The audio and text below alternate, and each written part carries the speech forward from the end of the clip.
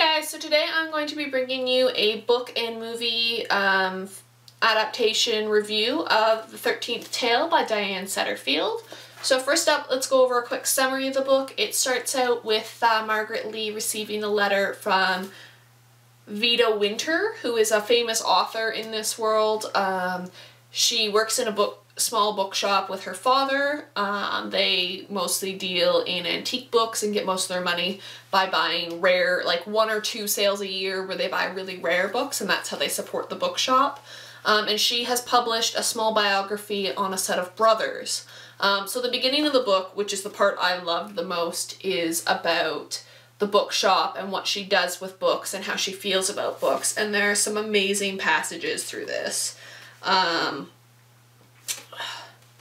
She talks about how when she was younger she was reading a book and she was sitting on top of a wall and she got so immersed in the book she ended up falling off the wall and knocking herself out, and says that reading can be dangerous, so she always makes sure to be sitting in a secure spot. That's the kind of reader she is. And then as the story progresses, she's unsure about whether or not Vida is telling her the truth, because in previous interviews she's always given different answers for the story of her life.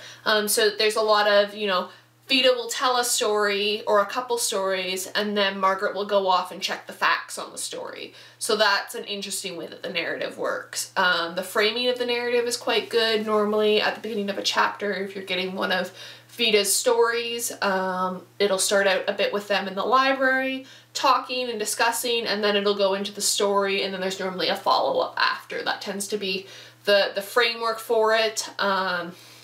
You find out a lot about Vida and about Margaret's own past throughout the book, which is really interesting. I'm trying not to give anything away. The twists were there's a lot of twists in this, and it's really good.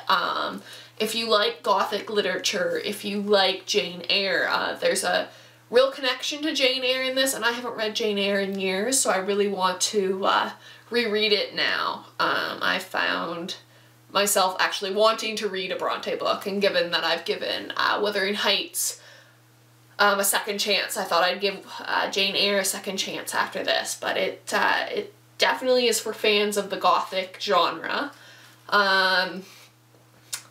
It's also for fans of book lovers. The way that they talk about books, the way that they talk about stories is just so unique. It's really wonderful. I was captivated by this book. It took me a couple days to read. I took my time with it.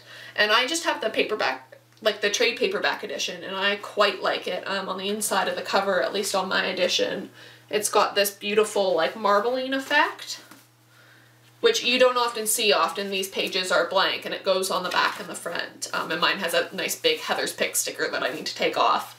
If you're not from Canada, Heather Reisman is the CEO of Indigo Books, and she tends to pick novels that she thinks is fantastic, and then they get a nice big gold sticker on them when you go and pick them up in store, which is fine because they're actually pretty easy to remove.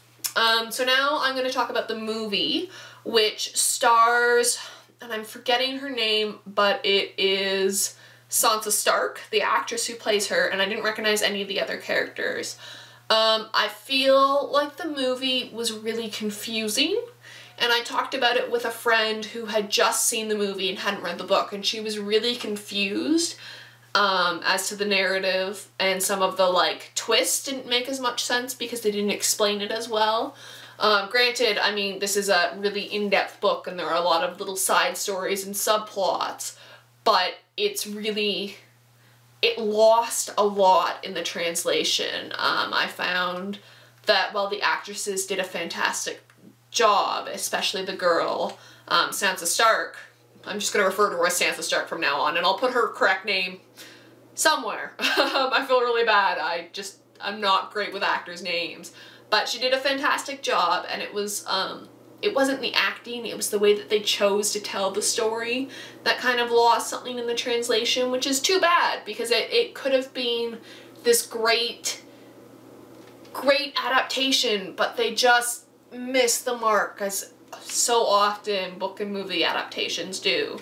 So I wouldn't necessarily recommend the movie for fans of the book. I would definitely recommend the book as far superior to the movie. It's just confusing when you just watch the movie.